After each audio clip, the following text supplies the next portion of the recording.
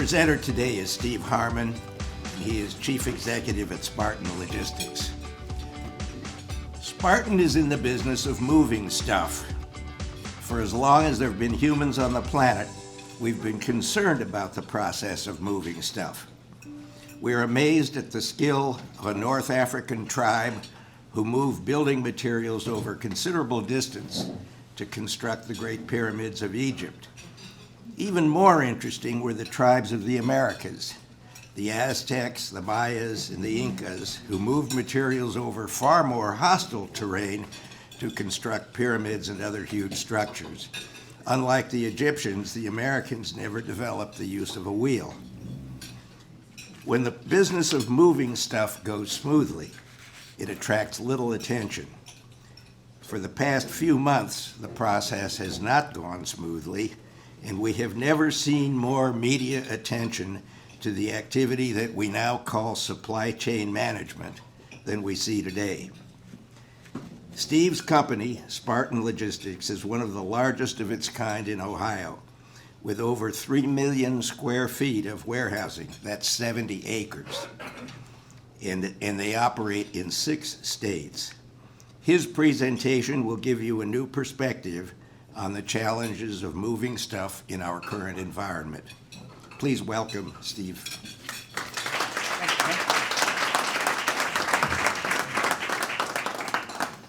Thank you all for the invitation to speak here today.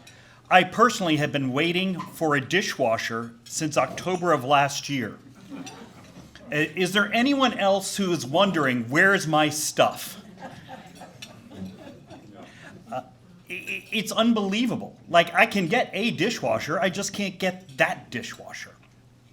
And so, as an homage to the 2000 Ashton Kutcher tour de force and Oscar-winning movie, Dude, Where's My Car?, I've decided to name this speech today, Dude, Where's My Stuff? Because that's the only thing people ask me lately. Where is my stuff, Harmon? You own a truck. You must know where it is. No, I don't. And I'll tell you why. Have you ever been stuck in traffic? I mean, like really, really bad traffic where, like, it's shut down and you're not going anywhere and it's closed both directions and they bring in the helicopter. That's what COVID was for logistics. Everything ground to a halt. We've spent 20 years outsourcing our factories to China for their ample labor, and they were the first to shut down. And if you're the first car stopped, when things start moving again, they don't start at the same speed. It takes a while to get back up to speed. That first car doesn't start back out at 70 miles an hour. That first car starts at 30, and it takes a while for the car behind him to get going, and the car behind her to get going. And if you're the guy 5 miles back stuck in traffic, it may seem like years have gone by once traffic starts moving for you to start moving. I want everybody to understand that that's what our supply chain is today. In 2020, as a result of the pandemic, it was shut down. Workers stayed homes, factories closed, and nobody was moving. And we're starting to move again, but we're pretty far back in the line. Couple that with record demand. People haven't bought anything in a couple of years. They've stayed home and looked around their house and gone, you know what? I need a new dishwasher. By the way, I am your new dishwasher. If you're wondering, I've been hand washing dishes now for over a year, and I love it. It makes me so happy. So people have this pent-up demand to go buy stuff. I think this Christmas, there's record demand. People have saved money because they haven't traveled or bought anything, and they're ready to spend. They just can't find anything. So as a result, too, there is a tremendous backup of, there's a crashing labor demand. We have put a whole bunch of factories all over the world as we've globalized our supply chain. Would you grab my notes out of my briefcase, please? I knew there was something I was forgetting.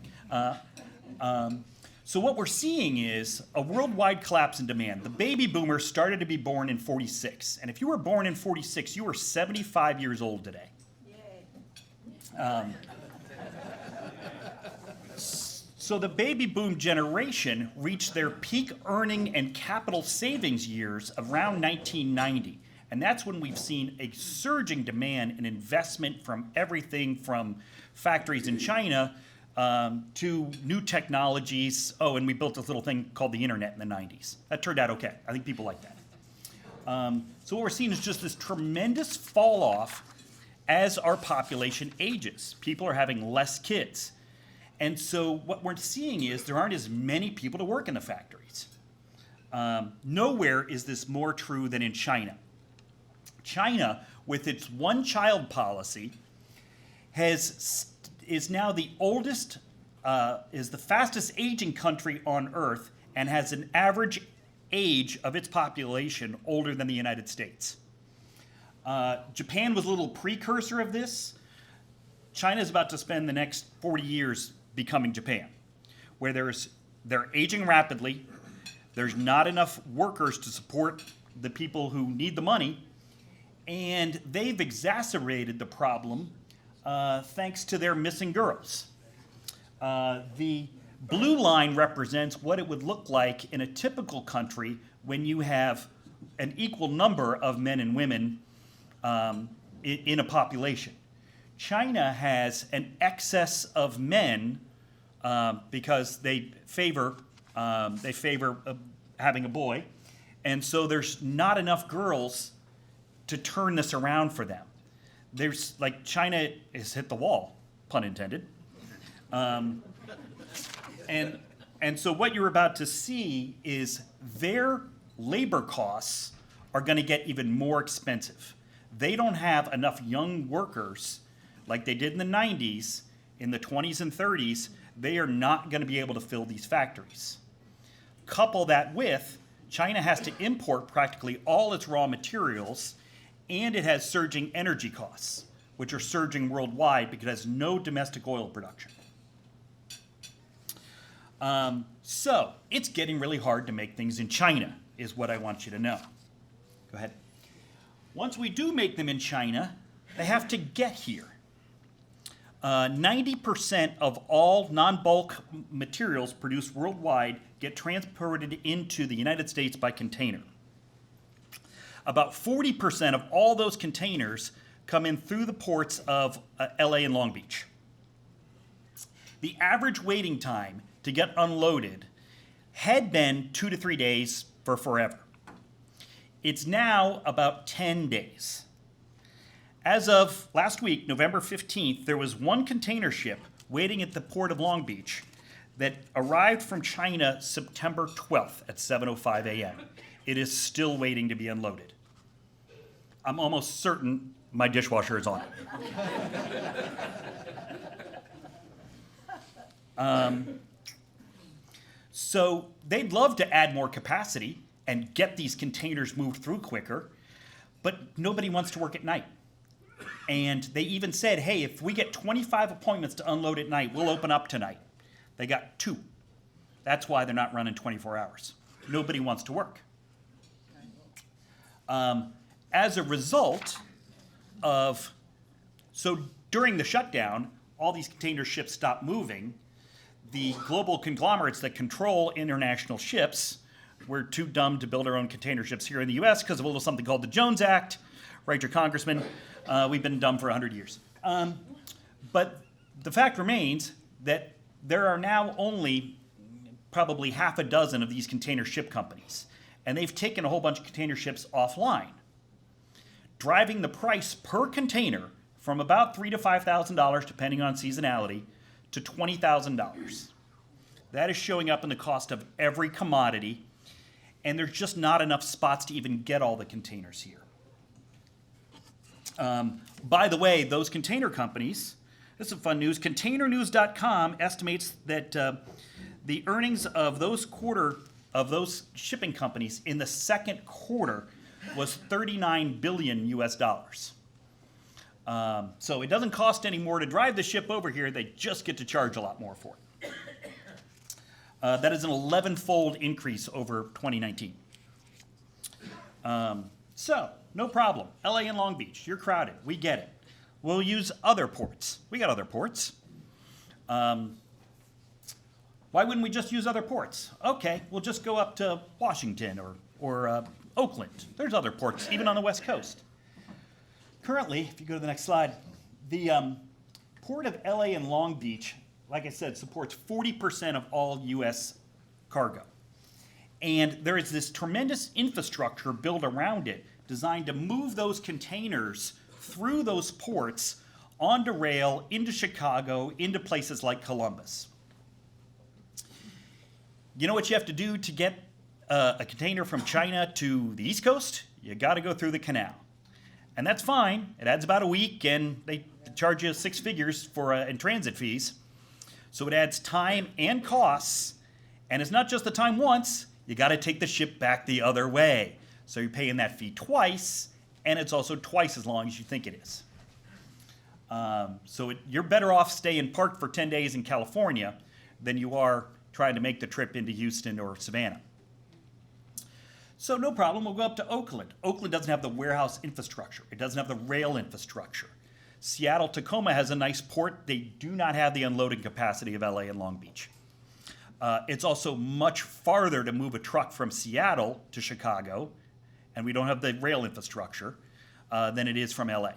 So even if you take one of your other options, everything still costs you more and takes longer.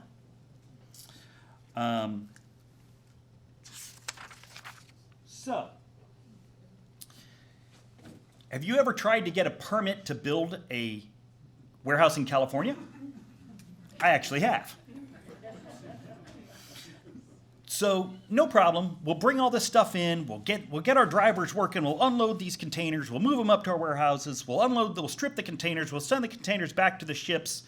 We'll load up some dry vans. We'll drive out of these warehouses in California. So, in 49 states in the Union, if you have squirrels on your property where you're trying to build a warehouse, you get a dog and a shotgun. In California, you build the squirrels a new habitat that you encourage them to move to. I wish I were making this up. It's not really about that. It is about control. California Department of Fish and Game jammed up our permit to build a warehouse for a year until we hired a lawyer consultant who filed a special appeal, which meant I had to pay $50,000 to California Department of Fish and Game before they would release our permit. Fun fact, the lawyer is the brother-in-law of the Fish and Wildlife guy. This is never about actual environmentalism, because everybody loves clean air and clean water. This is about monetizing the scarcity. And scarcity is a joke. Once you're east of the mountains in Southern California, it is unpopulated desert all the way to Vegas. It is flat. There is nothing there. You can build warehouses till you're blue in the face. And if you've ever been to a little town called Victorville, that's exactly what they've done. And yet, it is still not enough to satisfy the demand. California has new problems that it likes to enforce. They have the most expensive work comp laws on the books. They have overtime after 8 hours. They have done away with truckers as independent contractors. They have mandated that every truck has to be post-2010 construction because old trucks had a different type of emission. Ronald Reagan was governor of California, and he knew if it moves, we tax it. If it keeps moving, regulate it. And if it stops moving, subsidize it. California's problems are of its own making generally. Certainly the solutions are within their grasp, but they don't really want them. They're now taxing warehouses because they can't tax the trucking companies based on the emissions of the trucks that deliver to them. Meanwhile, asking rents in Columbus are $4 to $6 a square foot for warehouses. In California, they can't quote the rent with a straight face by year, so they quote you $1 a month it is $12+ a square foot, pushing $20 a square foot to lease essentially a concrete box with 4 walls and a roof that doesn't leak in the middle of the desert. Because they really just want things to be that expensive. California hates trucking. They hate emissions. They hate everything about it. Go ahead. So they have said you can no longer be an independent trucker. They've banned older trucks. They have so an estimated 30% of the times available for trucks to pick up at the port of Long Beach and Seattle, Long Beach and California there, go unused because there just aren't enough truck drivers that want to come get these trucks. California in 2020 passed what they call AB 5, it's the Gig Worker Act. And so they said, nope, you can't work for Uber anymore. You can't own your own truck and go work how you want. You have to be an employee of somebody. You think this was really about workers' rights, or do you think this was really about union workers paying union dues to California politicians that they can use for re-election? I'll tell you which one I think it is. California never misses an opportunity to miss an opportunity. Behind all that, the United States has great demographics.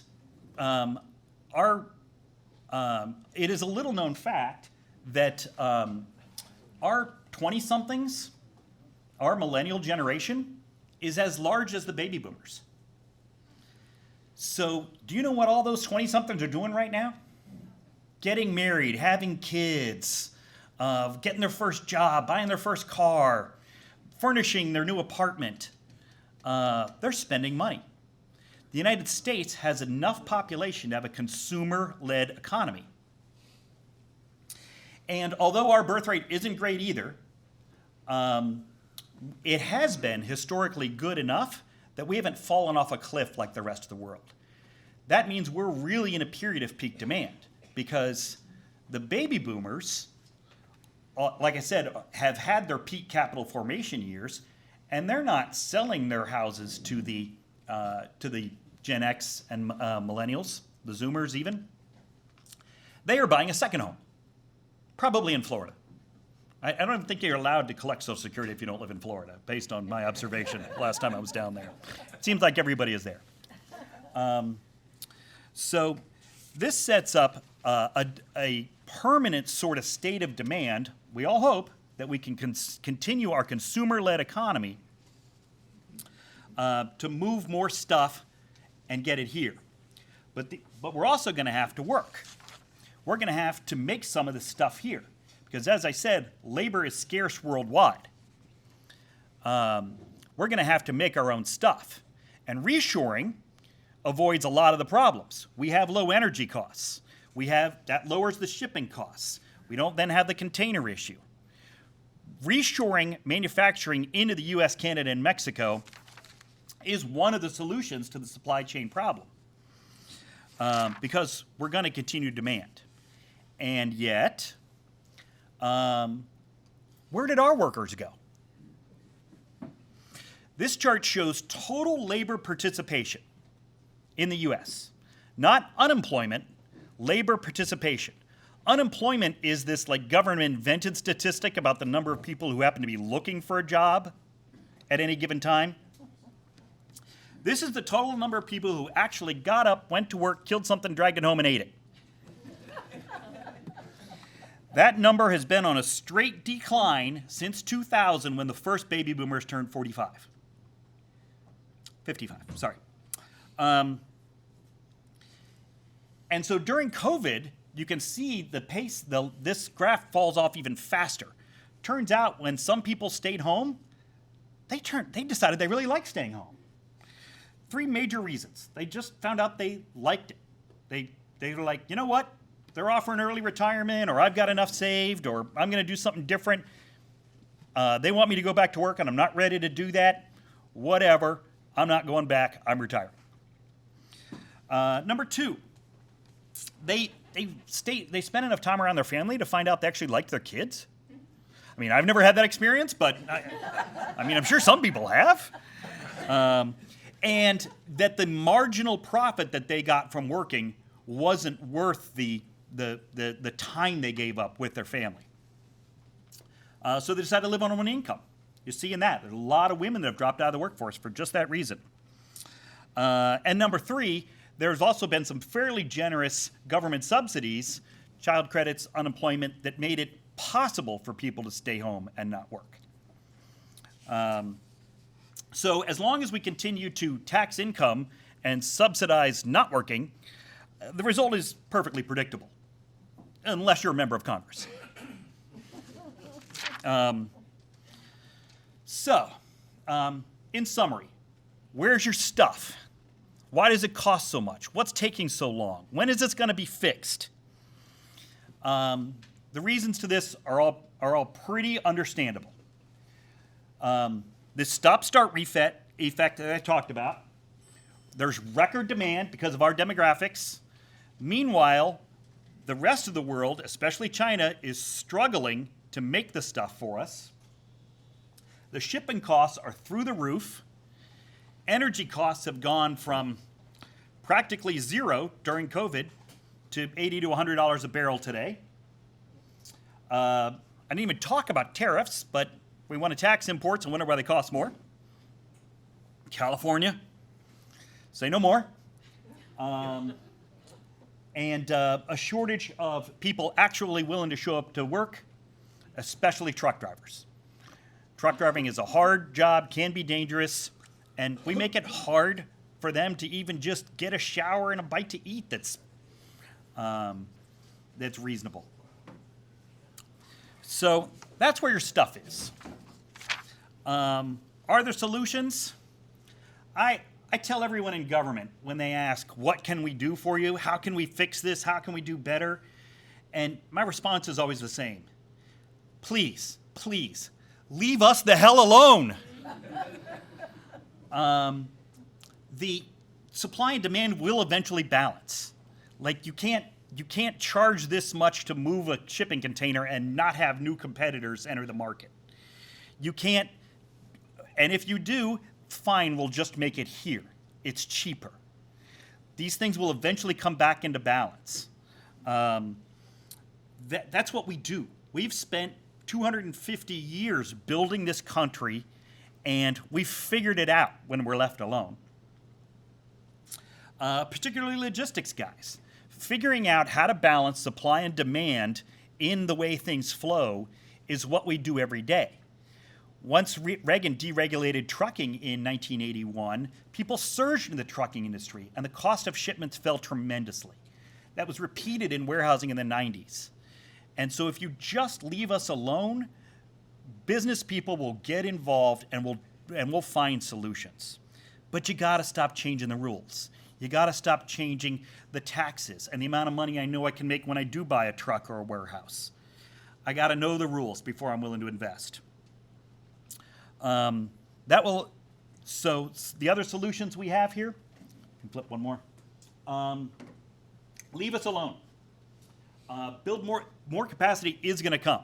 There's still record capital forming. You can drive anywhere around Columbus, Ohio, excuse me, and see a warehouse under construction without driving too far. We are going to reshore. It's a little known fact, actually, that our trade relationship with Canada and Mexico is one of the strongest in the world. And we do not get nearly as much, thank you, we do not get nearly as much of our GDP from imports as other countries do. I mean, think about it. If you're Denmark, you literally import everything. The U.S., we actually make more of it than we import. Can we please make it easier to be a truck driver?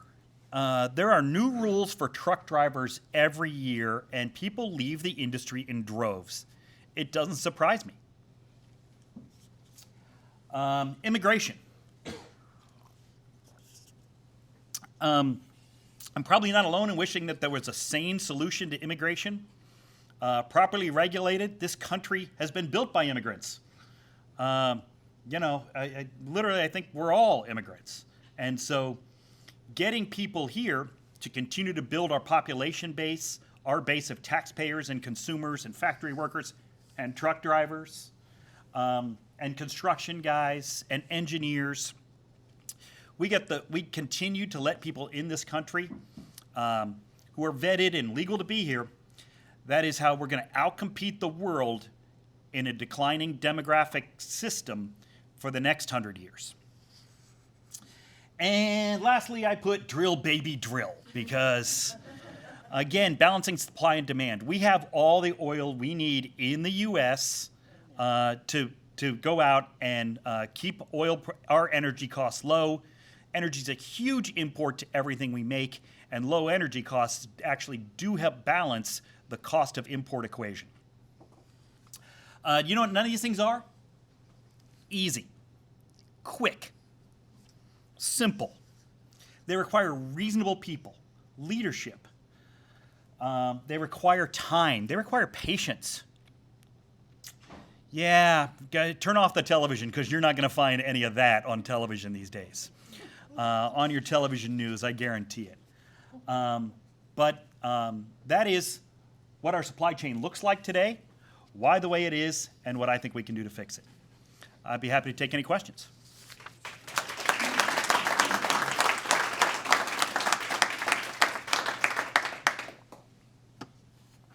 In the back, right there. One of the ways to deal with the California problem is to fly over it.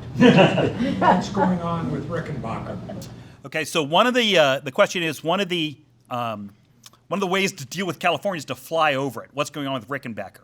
Rickenbacker is an amazing facility. I just got an inside baseball tour of it last week. It's $100,000 to fly a cargo ship from China into Rickenbacker. And it only holds like, I'm going to say 100 tons.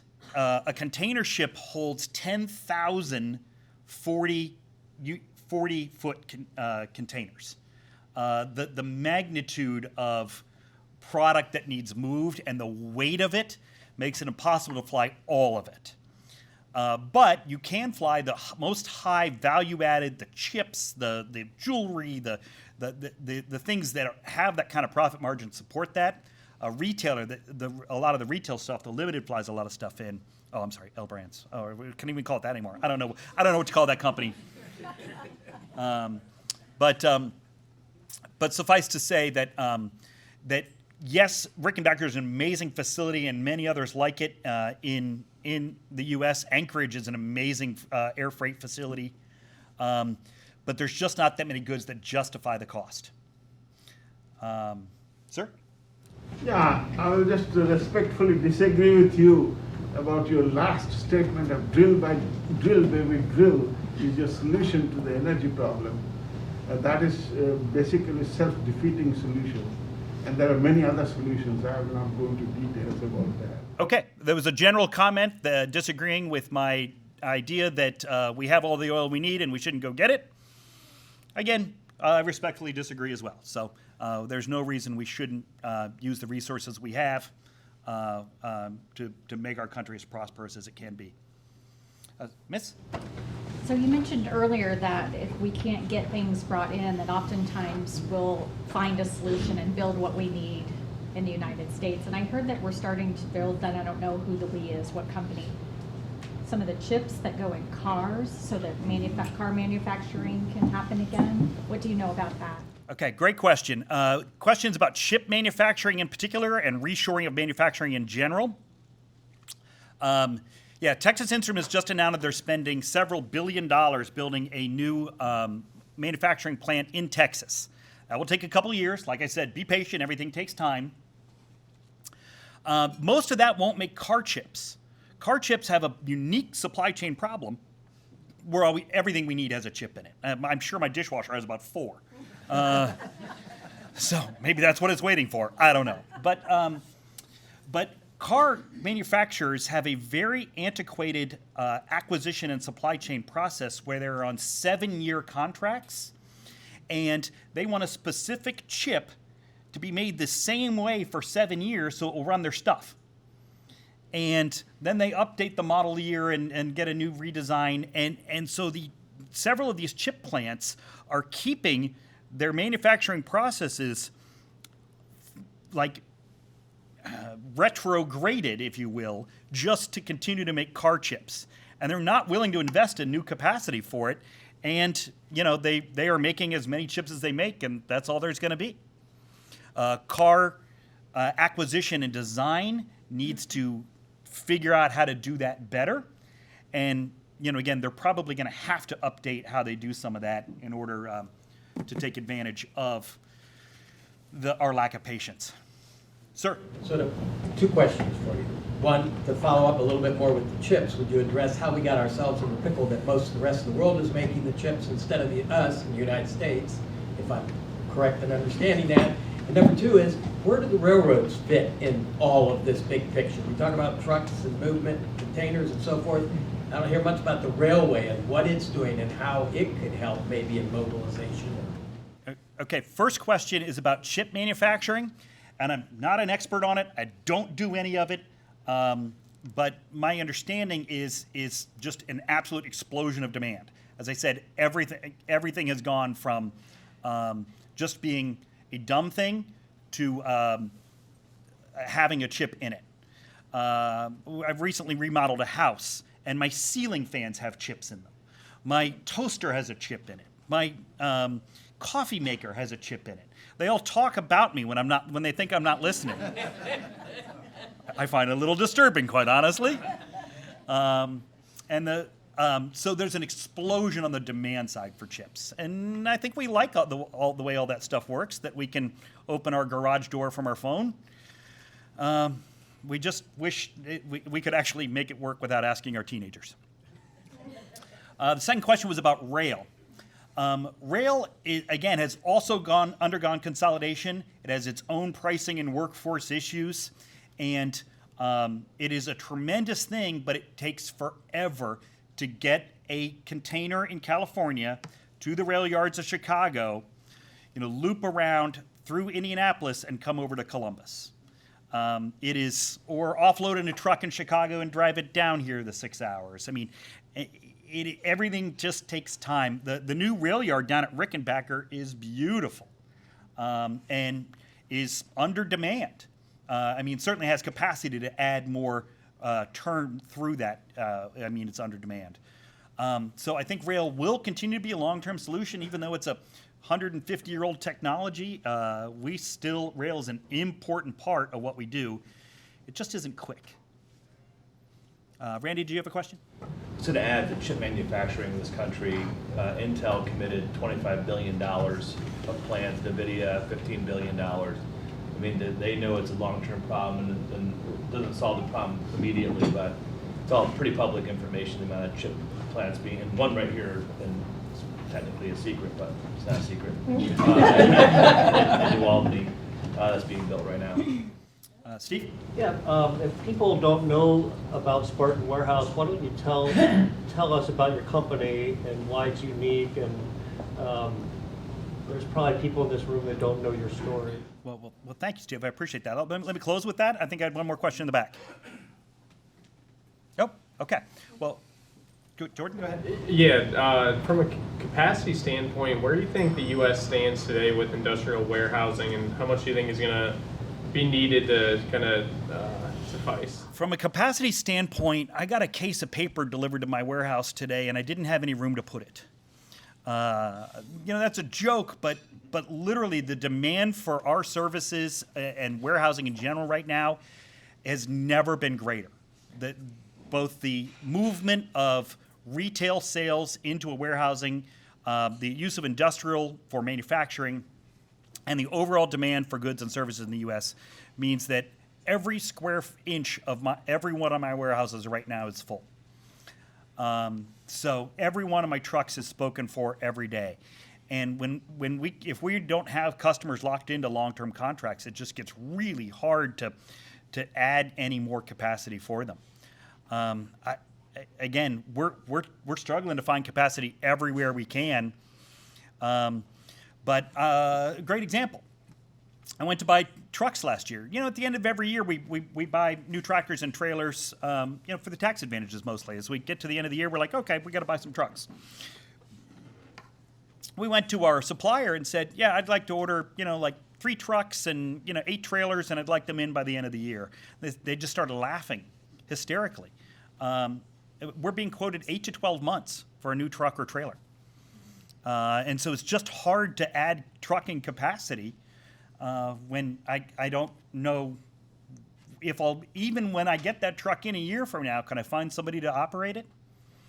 What do I have to pay them? I don't know the answer to any of those questions. Got a little follow-on to that. Are you recruiting immigrant drivers? The question is, are we recruiting people to immigrate to drive? Many companies are, and there are services that they use to do that. You see a lot of truck drivers come from Eastern Europe, oddly enough, like Ukraine and Hungary, and it's weird that that's where all the truck drivers seem to come from. But we're not able to do that right now. We have a really good truck driving job because I'm not like get in your truck and go to California and call me when you get there kind of guy. I'm a customer service kind of guy where I need you to go up to the manufacturing plant in Delaware and over to the warehouse 7 times and then get in your truck and go home and coach your kids' Little League. So it's a much better truck driving job than our typical perception of a go to the other side of the country and call me when you get there. One more? Yeah, just to follow up on another question, is that you said all the warehouses, every inch of that space is occupied right now. And nationally, the vacancy rate for Class A warehousing is about 2.4%. That's nothing. And on the opposite side, the shelves in the retail stores are empty. So where's the connection? Where's the disconnect between the warehouses being full and the shelves being empty? I wish I knew. That is the billion-dollar question. And again, I think it comes to a lot of the way our supply chains are restructuring around internet demand. Like people want to order it online and not go to a store. So it's sitting back in the warehouses waiting to be ordered if it's in stock. So at Steve's suggestion, I'll wrap it up with a brief commercial for Spartan Logistics if I can. If I can indulge you for one moment, Spartan Logistics was founded by my father in '88 here in Columbus with 1 truck and 1 warehouse and 1 customer with the belief that we're just going to work our tails off to do exactly what's asked and to do it with integrity. Turns out people like that. So we have grown to over 17 locations today in 9 cities and 6 states with about 350 employees. And we still remain committed every day to our core values of service, teamwork, integrity, and respect.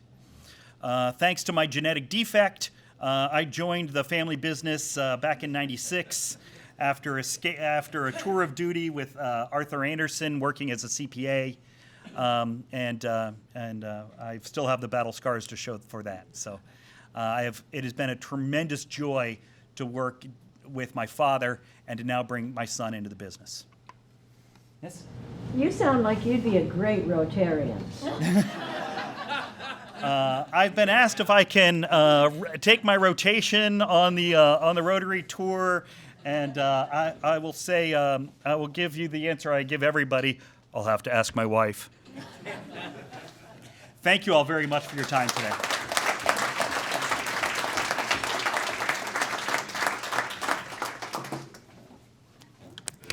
Thanks, Steve. Sorry that the microphone battery just went out mid-talk, but you rolled with it, so true professional. Also, I ordered a couch several months ago, and my last update was that it'll be here mid-February sometime, so, and no chip involved in that either, so thank you so much. Have a wonderful day, and I'll see you guys next week.